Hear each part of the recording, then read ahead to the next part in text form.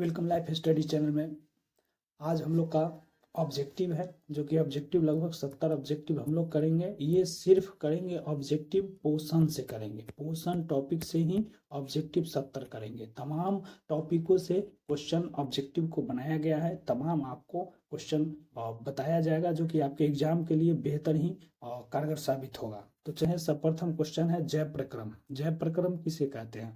तो जैव प्रक्रम कहेंगे कि वे सारी क्रियाएं जिनके द्वारा जीवों का अनुरक्षण होता है, क्या कहलाएगा? जैव प्रक्रम कहलाएगा। तो कोशिकीय जीवों में ऑक्सीजन की आवश्यकता विसरण द्वारा क्यों नहीं पूरी हो पाती है? क्योंकि बहुकोशिकीय जीवों को अधिक ऑक्सीजन की आवश्यकताएं पड़ती है, इसलिए नहीं हो पाती है। जीवों में पोषण के प्रमुख दो विधियां कौन सी है? तो स्वपोषी और परपोषी है। अगली क्वेश्चन है कि हरे पौधे में किस प्रकार का पोषण पाया जाता है? तो हरे पौधे में पोषण पाया जाता है।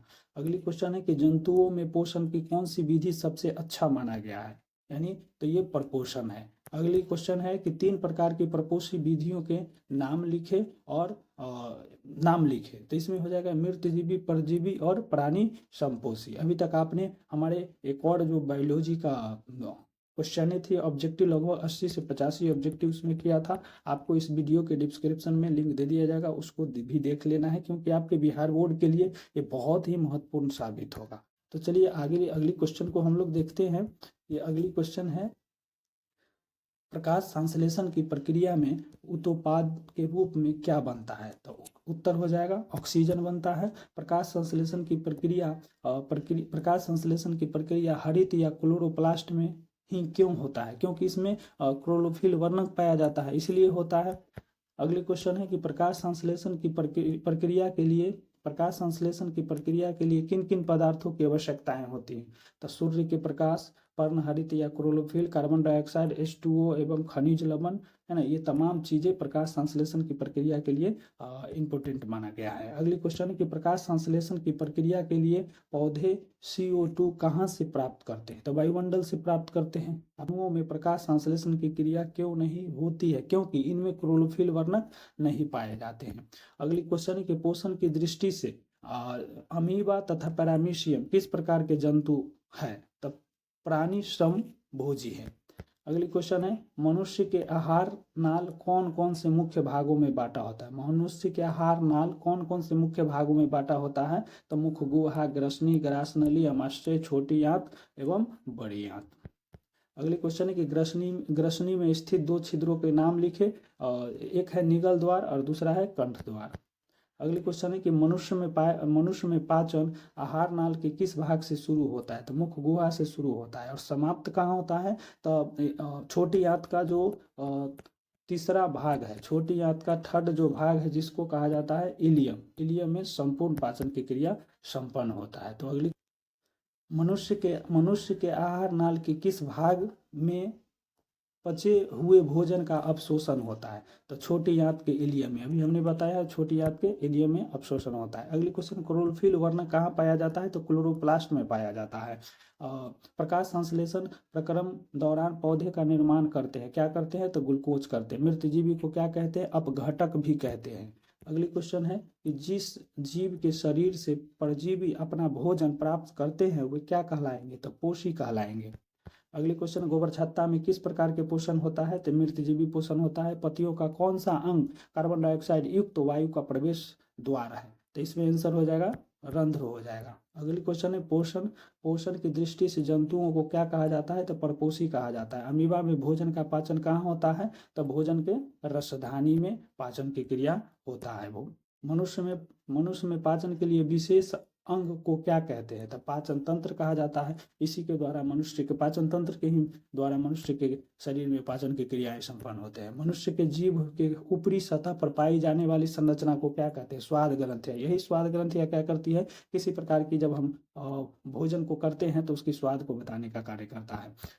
मुख गुहा से भोजन कहाँ पहुंचता है? तो मुख गुहा से भोजन ग्रसनी में पहुंचता है। ग्रसनी की दीवार में तरंग की तरह होने वाले सिकुड़न एवं फैलाव को क्या कहते हैं? तकरमा कुंचन कहते हैं।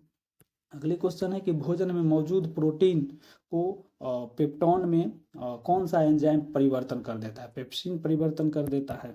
आहार नाल के सबसे लंबे भाग को क्या कहते हैं? तो छोटी आंत कहते हैं। शरीर की सबसे बड़ी ग्रंथि क्या है? तो शरीर की सबसे बड़ी ग्रंथि यकृत है। पाचन की क्रिया कहाँ पूर्ण होता है? तो छोटी आंत में पूर्ण होता है। चलिए अगली क्वेश्चन, छोटी आंत एवं बड़ी आंत के जोड़ पर अवस्थित नली को क्या कहते हैं? छोटी आंत एवं बड़ी आंत के अवस्थित नली को हम लोग कहेंगे सीकम कहेंगे। यही सीकम के माध्यम से जो अनपचे भोजन होते हैं बड़ी आंत में जाने का कार्य करते हैं।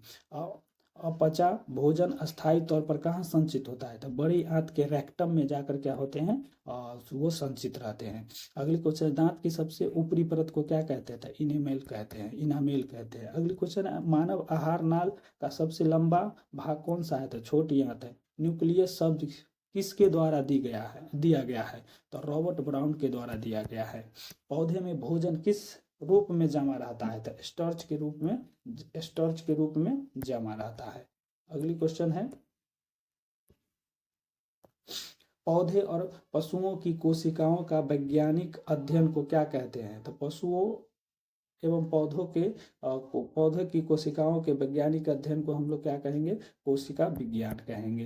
पीत रस कहाँ स्त्रावित होता है? यकृत में स्त्रावित होता है। लीवर कहा जाता है यकृत को इंग्लिश में। अगली क्वेश्चन है, निम्नांकित में कौन सा ट्रिप्सिन एंजाइम का कार्य करता है? प्रोटीन को पचाने का काम करता है।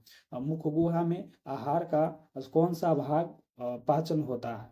कौन सा भाग का पाचन होता है? तो मुख गुहा में आहार का कौन सा भाग का पाचन होता है? तो कार्बोहाइड्रेट का।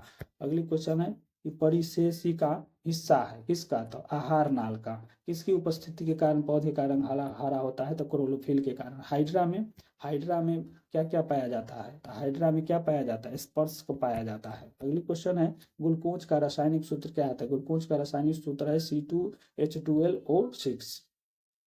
अगली क्वेश्चन है, अम्बिमा में अधिकांश पोषण कैसा होता है? तो अंतर्ग्रहण होता है। हमने ये तमाम क्वेश्चनों को तमाम चैप्टरों को हमने इस चैनल पर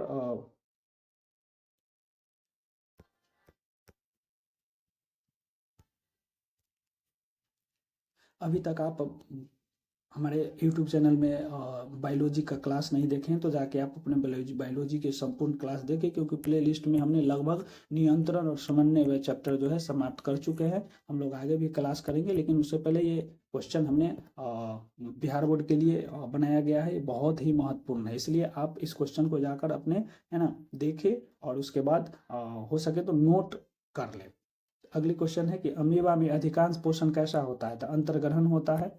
अगली क्वेश्चन है कि प्रकाश संश्लेषण की क्रिया किसमें होता है? तो सिर्फ हरे पौधे में ही होते हैं, क्योंकि उसमें क्लोरोफिल पाया जाता है।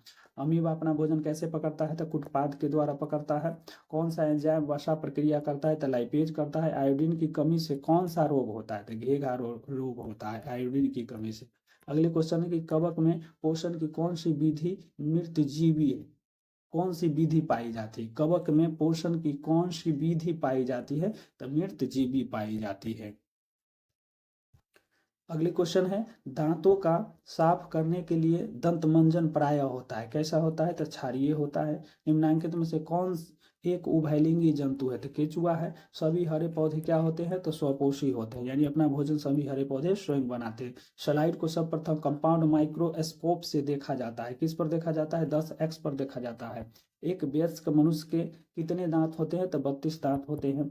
उत्पाद किस में पाया जाता है? तो अमीबा में पाया जाता है। क्लोरोफिल वर्णक का रंग कैसा होता है? तो हरा होता है। ग्वाइटर अथवा घेघा रोग कैसे होता है? तो आयोडीन की कमी से होता है। अगली क्वेश्चन है, भोजन का पाचन किस प्रकार की अभिक्रिया है? तो उपचयन है। प्रकाश संश्लेषण की प्रक्रिया में ऑक्सीजन बाहर निकलता है, किससे? तो जल से निकलते हैं। अगली क्वेश्चन है कि मैग्नीशियम पाया जाता है, किस में पाया जाता है? तो क्लोरोफिल में पाया जाता है। यह प्रकृति में ऑक्सीजन का संतुलन कैसे बना रहता है? तो प्रकाश संश्लेषण से बना रहता है। और जीवन की एक महत्वपूर्ण विशेषता क्या है? तो वृद्धि है। ग्रहणी का भाग है छोटी आंत का। ग्रहणी भाग है किसका? तो छोटी आंत का। प्रकाश संश्लेषण होता है किसमें होता है? तो कहाँ कब होता है? दिन या रात? तो दिन में होते हैं। मृतजीवी का उदाहरण क्या है? तो गोबर छत्ता है। पौधे में प्रकाश संश्लेषण का स्थान है, तो पौधे में प्रकाश संश्लेषण का स्थान क्लोरोप्लास्ट है। चलिए क्वेश्चन संपन्न हो गया हमारा। टोटल 70 क्वेश्चन था, 70 क्वेश्चन हमने संपन्न कर दिया है।